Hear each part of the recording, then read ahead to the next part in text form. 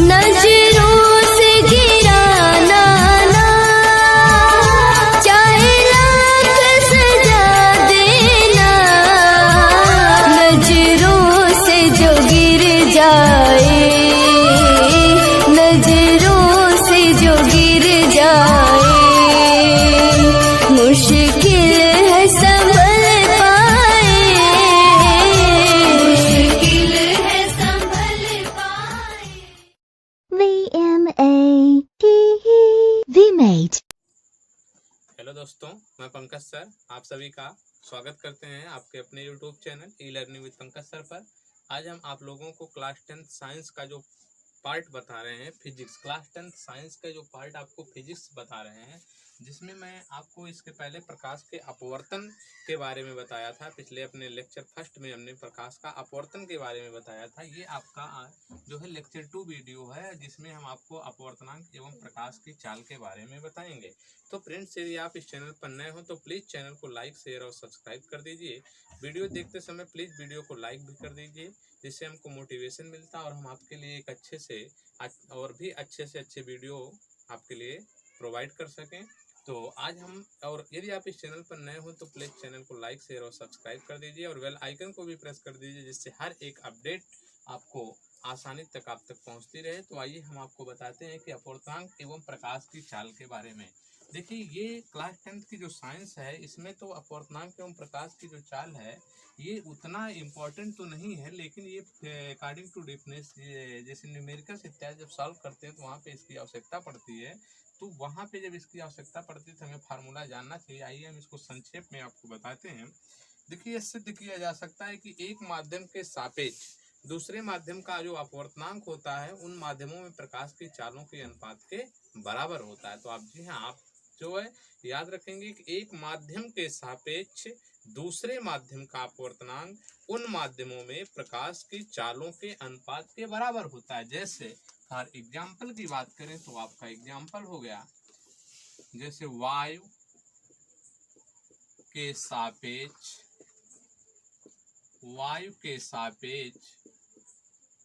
कांच का अपवर्तनांक।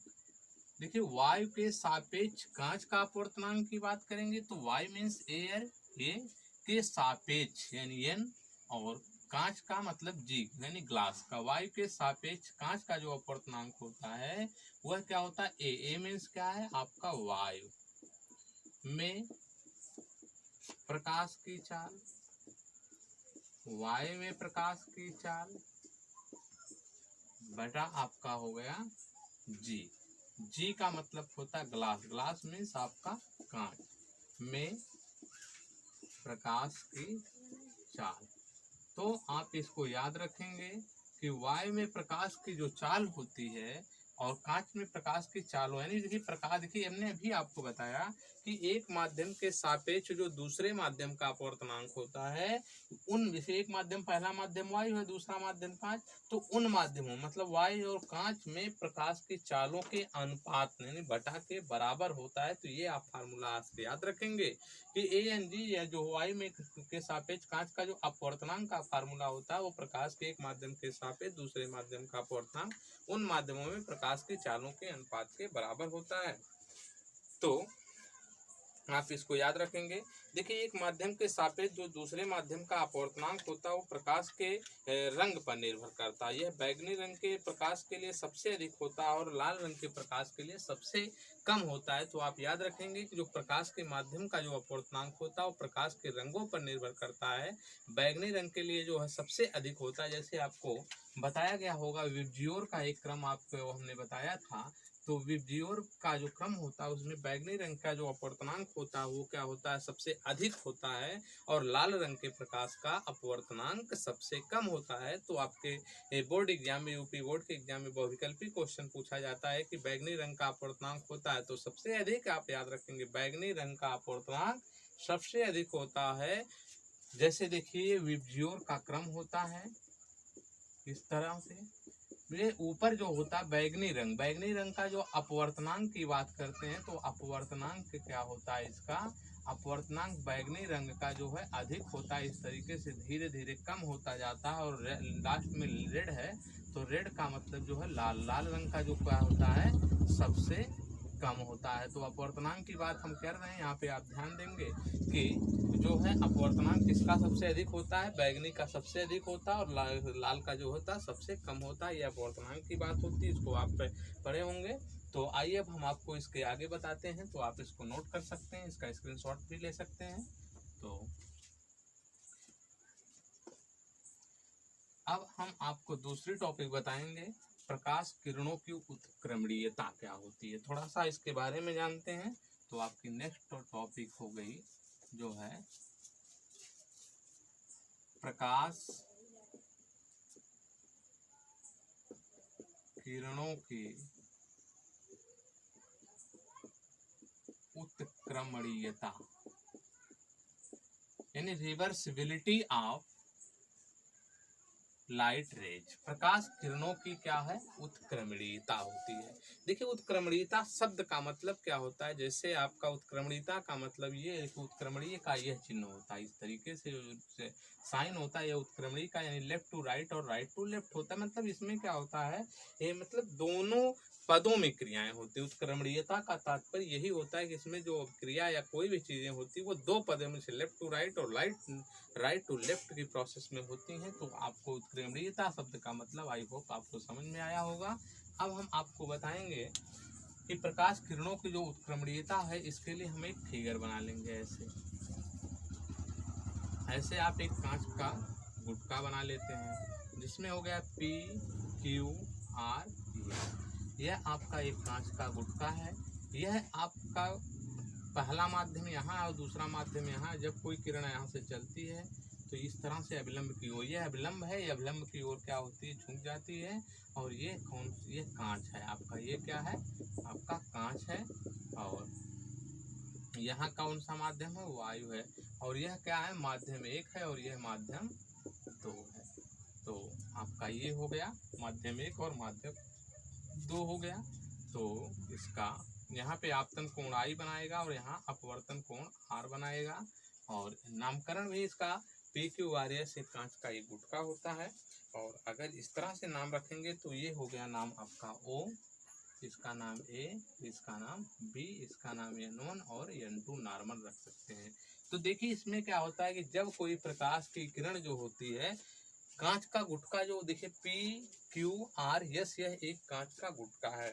तो माना वायु में चलती प्रकाश की किरण जो OA है, OA देख रहे हैं, जो वायु यहाँ पे OA है वह क्या होती है, ये कांच के गुटके PQRS पर गिरती है। जब PQRS पर गिरती है तो यह किरण PQ पर जो है, देखिए जो यह किरण होती है यहाँ PQ पर क्या होती है, यहाँ से जब चलती है तो किरण यहाँ पे तल PQ पर अपवर्तित होकर के जो है कांच में AB दिशा में चली जाती। इस प्रकार वायु में आपतित किरण जो है वो A है तथा कांच में अपवर्तित किरण AB है। यदि वायु में आपतन कोण I मान लिया जाए और कांच में अपवर्तन कोण R हो। देखिए यदि वायु में आपतन कोण I है और कांच में अपवर्तन कोण R है तो वायु के सापेक्ष कांच का अपवर्तनांक का फार्मूला क्या होगा, स्नेल के नियमानुसार। तो स्नेल के नियमानुसार वायु के सापेक्ष कांच का अपवर्तनांक, वायु के सापेक्ष कांच का अपवर्तनांक अकॉर्डिंग टू स्नेल्स लॉ क्या होगा, वायु के सापेक्ष में ANG इज इक्वल टू क्या हो जाएगा, आपतन कोण कीजिए यानी साइन I बटे में sine R। This is equation number first हो गया। आप देखिए जस्ट लाइक इसकी अपोजिट उत्क्रमणीयता का तात्पर्य है। तो उत्क्रमणीयता में क्या हो गया कि इसमें क्या देखिए, जब किरण यहाँ से इस वायु से कांच में आ रही थी, यानी सघन जो है किरण इधर से आ रही है। तो अब हम क्या करेंगे, विरल से सघन में अब हमारी किरण मान लिया हम कि इस तरह से जा रही है। जब यह किरण जो है सघन से विरल में जाती है तो क्या होती है, यहाँ देखिए सघन माध्यम में जब यहाँ से जाती है तो यहाँ से टकराने के बाद यह अविलंब से दूर हटती जाती है। जस्ट लाइक अपोजिट स्थितियाँ अकॉर्डिंग टू रिवर्सिबिलिटी प्रोसेस के अनुसार ये होगी। तो क्या होगा, उस दौरान अगर मानेंगे हम तो आपतन कोण ये होगा और अपवर्तन कोण ये I होगा। तो आपतन कोण R होगा और अपवर्तन कोण I होगा। तो आपका क्या होगा, आप देखिए किरण हमारी किधर से जा रही, कांच से वायु में जा रही है। तो आपका नेक्स्ट टॉपिक आपकी यहाँ पे आप देखिए क्या होगा कि कांच के सापेक्ष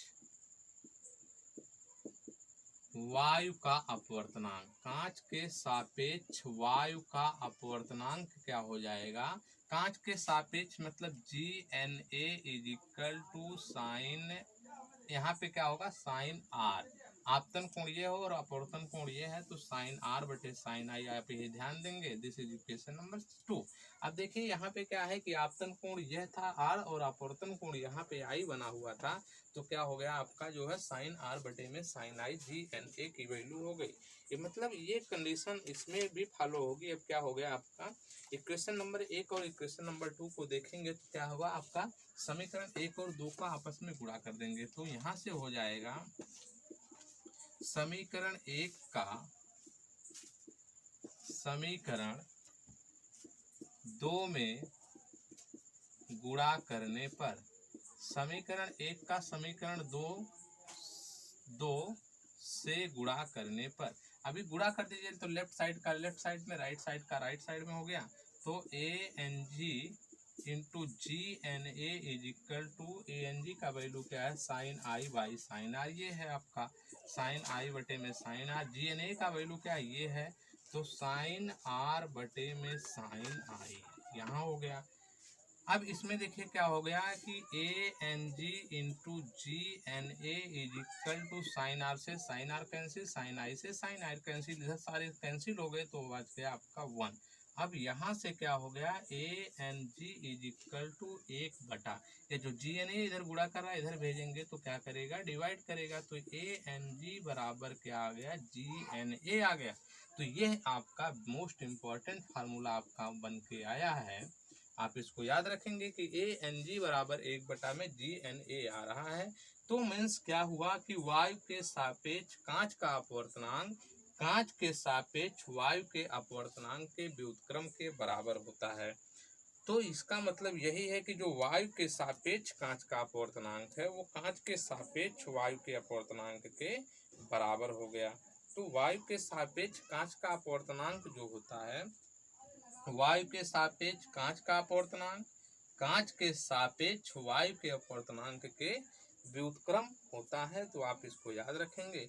अब हम थोड़ा सा यहाँ पे मान लेते हैं, जैसे अगर आप एग्जाम्पल आपको समझा देते हैं कि इसका एग्जाम्पल क्या होगा। जैसे वायु के सापेक्ष कांच का अपवर्तनांक दे दिया गया 3/4 है, तो आपसे पूछ लिया गया तो इसी का उल्टा देखिए, वायु के सापेक्ष कांच का अपवर्तनांक कितना है, तो कांच के सापेक्ष वायु का अपवर्तनांक क्या होगा, इसी का उल्टा होता है। देखिए फार्मूले के अकॉर्डिंग तो क्या होगा 3/4 का उल्टा 4/3 होता है, तो आप इसको याद रखेंगे।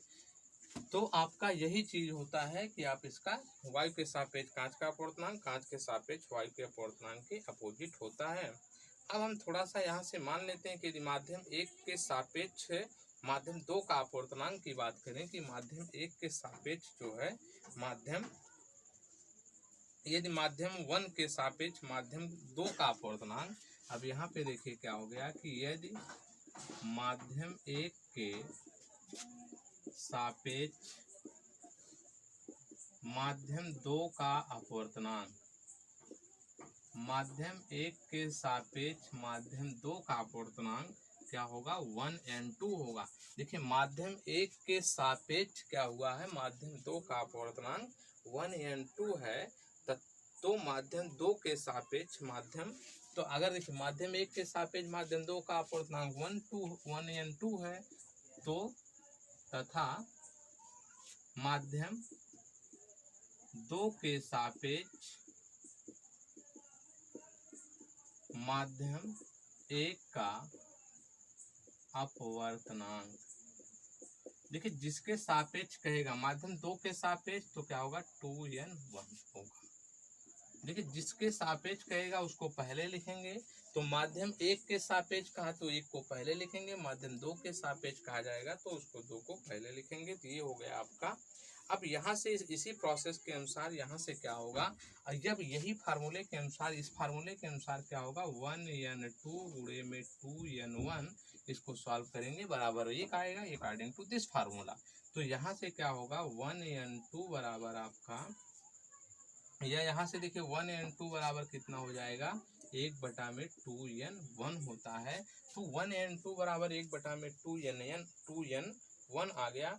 अब ये वही फार्मूला इसी के जैसा है, यही जो फार्मूला है आपका वही का उसी का एक दूसरा रूप है। अब हम इसमें थोड़ा सा और भी मान लेते हैं कि अगर आप इसको नोट कर लेंगे, इसका आप स्क्रीनशॉट ले सकते हैं। अब जैसे अगर 3 प्रोसेस मान लिए जाए, यदि 3 समांतर माध्यम 1 2 3 हो, तो उस कंडीशन में क्या होगा कि अगर देखिए अब यहाँ पे थोड़ा सा और भी आप मान सकते हैं कि यदि 3 माध्यम 1 2 3 हो तो 1n2 2n3 into 3n1 is equal to 1 हुआ। यानी 1n2 और 2n3 और 3n1 यानी 1n2 गुणे 2n3 गुणे 3n1 बराबर 1 हो जाएगा। तो उसी के अनुसार क्या होगा कि यदि हम अब एग्जाम्पल की बात करें कि यदि वायु जल और कांच हो जाए। अब हम अगर एग्जाम्पल की बात करें कि यदि मान लिया हमने कि पहला जो माध्यम 1 है, माध्यम 1 क्या है, वायु है, और माध्यम 2 जो है वो क्या है, जल हो तथा माध्यम 3 क्या हो, कांच हो। तो क्या होगा यहाँ से आपका ANG गुणे WNG गुणे GNA इज इक्वल टू 1 होगा। तो इसी फार्मूले के according WNG is equal to, अब यहाँ से क्या होगा, देखिए WNG यहीं रहने दीजिए, बराबर क्या होगा 1 बटा में ANG WNG और GN जो है। देखिए वायु के सापेक्ष कांच का अपवर्तनांक, वायु देखिए AN वायु के सापेक्ष पहले जल का निकालेंगे ANW WNG GNA, ठीक है, ये होगा आपका। तो WNG बराबर क्या होगा आपका ANW गुणे में GNA। तो ये देखिए 1 बटा जो GNA है, 1 बटा देखिए 1 बटा GNA ये किसका फार्मूला होता है, ANG का होता है। तो यहाँ से क्या हो जाएगा आपका यह formula WNG is equal to 1 बटा GNA को हम लिख सकते हैं ANG बटे में ANW। तो आपका यह 3 माध्यम के लिए आपका मोस्ट इम्पॉर्टेंट फार्मूला। इस पे भी बहुत सारे न्यूमेरिकल सॉल्व किए जाते हैं। तो आप ये फार्मूला और यह फार्मूला दोनों आप इसको याद रखेंगे। यह फार्मूला आपका ANG बराबर 1 बटा में GNA और WNG बराबर क्या होता है ANG बटा में ANW। इस फार्मूले को याद रखेंगे। अब हम आपको नेक्स्ट टॉपिक के बारे में बताएंगे। आपकी देखिए इसका आप स्क्रीनशॉट ले सकते हैं। आपकी नेक्स्ट टॉपिक क्या है,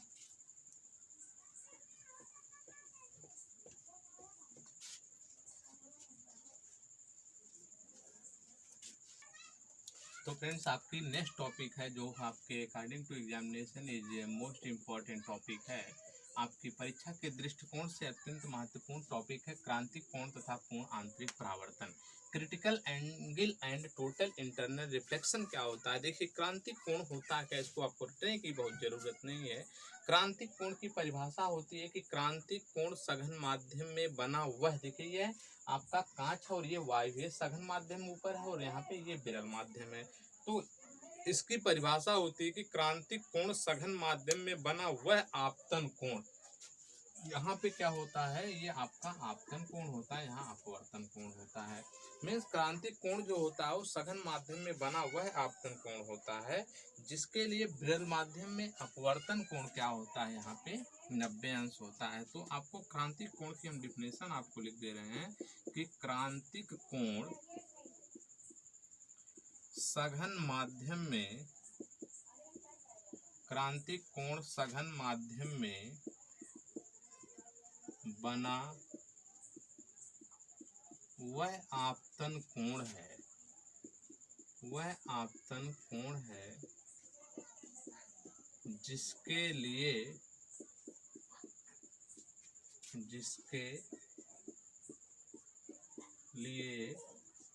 विरल माध्यम में अपवर्तन कोण, जिसके लिए विरल माध्यम में अपवर्तन कोण 90 अंश का होता है। क्रांतिक कोण कहलाता है। क्रांतिक कोण को C से प्रदर्शित करते हैं। तो आप याद रखेंगे कि क्रांतिक कोण होता क्या है। देखिए क्रांतिक कोण यही यहाँ पे देखिए, क्रांतिक कोण जो सघन माध्यम में बना हुआ है आपतन कोण, जिसके लिए देखिए ये आपका सघन माध्यम है कांच और ये आपका विरल माध्यम है वायु।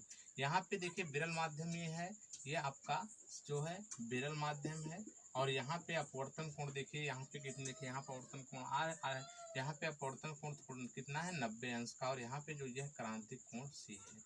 तो आप याद रखेंगे कि क्रांतिक कोण की परिभाषा होती है कि क्रांतिक कोण सघन माध्यम में बना वह आपतन के, सघन माध्यम में है कि नहीं, सघन माध्यम में वह आपतन कोण जिसके लिए विरल माध्यम में अपवर्तन कोण R बराबर कितने डिग्री 90 अंश का होता है। तो आप यही याद रखेंगे। परिभाषा आप इसकी नोट कर ले सकते हैं, आप इसकी परिभाषा को स्क्रीनशॉट लेकर के नोट कर ले सकते हैं। अब हम आपको बताएंगे कि पूर्ण आंतरिक परावर्तन क्या होता है। देखिए पूर्ण आंतरिक परावर्तन में आपको बहुत रटने, पूर्ण मींस क्या होता है पूरा, और आंतरिक का मतलब अंदर, और परावर्तन होता है ड्यू टू रिफ्लेक्शन के कारण ये घटना घटित होती है, इसलिए इसको पूर्ण आंतरिक परावर्तन कहा जाता है। जैसे ये क्रांतिक कोण यहाँ है, अब इस मान को देखिए, इतना एंगल यहाँ पे और ये इससे थोड़ा सा बड़ा है, तो आप यही फिगर से कहेंगे कि यदि हम क्रांतिक कोण के मान को थोड़ा सा अधिक कर दें या बढ़ा दें, यदि हम क्रांतिक कोण को थोड़ा सा और अधिक बढ़ा दें या बड़ा कर दें, तो प्रकाश की जो किरण होती है वो जो है परावर्तन के कारण जो है पूर्ण रूप से वो परावर्तन जो होता है वो पूर्ण रूप से प्रकाश सघन माध्यम में वापस चला जाता है। तो उसमें जो प्रकाश होता है वो विरल माध्यम में ना जाकर पूर्ण रूप से क्या होता है वो सघन माध्यम में वापस लौट आता है। तो इस घटना को क्या कहते हैं, प्रकाश का पूर्ण आंतरिक परावर्तन कहते हैं। तो इसकी डिफिनेशन आप दे सकते हैं कि यदि आपतन कोण को और बढ़ाएं, अर्थात आपतन कोण का मान क्रांतिक कोण से थोड़ा सा अधिक कर दें, तो प्रकाश विरल माध्यम में बिल्कुल नहीं जाता। देखिए यहाँ पे जो है इसको थोड़ा सा बढ़ाए हैं तो प्रकाश जो है विरल माध्यम में जो है बिल्कुल नहीं जाता है, बल्कि संपूर्ण प्रकाश परावर्तित होकर सघन माध्यम में ही वापस लौट आता है। तो इस घटना को जो क्या कहते हैं, प्रकाश का पूर्ण आंतरिक परावर्तन कहते हैं। तो फ्रेंड्स आप याद रखेंगे। अब हम आपको इसके नेक्स्ट टॉपिक के बारे में बताएंगे कि प्रकाश के पूर्ण आंतरिक परावर्तन की आवश्यक शर्तें। तो आपकी नेक्स्ट टॉपिक है प्रकाश के पूर्ण आंतरिक परावर्तन की आवश्यक शर्तें, या ऐसे भी आप डाल सकते हैं पूर्ण आंतरिक परावर्तन की आवश्यक शर्तें। देखिए पूर्ण आंतरिक परावर्तन की जो शर्त होती है आपके एग्जाम में पूछी जाती है, इसकी दो शर्त होती है। पहली शर्त ये होती है कि प्रकाश की जो किरण होती है वो सघन माध्यम से किस माध्यम में जाना चाहिए। देखिए सघन माध्यम से विरल माध्यम, देखिए सघन से विरल में जा रहा है, ऊपर कांच है और नीचे वायु है, तो कांच सघन माध्यम होता है, हमने पिछले वीडियो में आपको बताया था, और वायु विरल माध्यम होता है। तो प्रकाश की जो किरण होती है वो सघन माध्यम से विरल माध्यम में जाना चाहिए। आप याद हो गया होगा कि प्रकाश किरण सघन माध्यम से विरल माध्यम में जाना चाहिए। और दूसरी कंडीशन होती है जो आपतन कोण I है वो क्रांतिक कोण से थोड़ा सा बड़ा होना चाहिए, I is greater than C, यानी ये आपका दूसरा नियम होता है। तो प्रकाश के पूर्ण आंतरिक परावर्तन की दो शर्तें, पहली शर्त आपकी यही होती है कि प्रकाश सघन माध्यम से विरल माध्यम में जा रहा हो, और दूसरी जो शर्त होती है वो शर्त क्या होती है, आपतन कोण जो है ये आपतन कोण क्रांतिक कोण से बड़ा होना चाहिए। तो फ्रेंड्स आई होप आपको वीडियो अच्छा लगा होगा, और यदि आपको अच्छा लगा होगा तो आप वीडियो देखते समय वीडियो को लाइक कर दीजिए, और आप अपने अधिक से अधिक फ्रेंड्स के पास इसको शेयर कर दीजिए, और अपने अधिक से अधिक फ्रेंड्स को इस चैनल से ई-लर्निंग विद पंकज सर के चैनल से आप जुड़िए, जिससे आपको यह एकमात्र ऐसा चैनल है जिसमें आपको पूरे सब्जेक्ट की आपकी प्रिपरेशन कराई जाएगी। तो इस वीडियो में बस इतना ही, मिलते हैं आपसे नेक्स्ट वीडियो में नेक्स्ट टॉपिक के साथ। Thank you watching this video, thank you so much.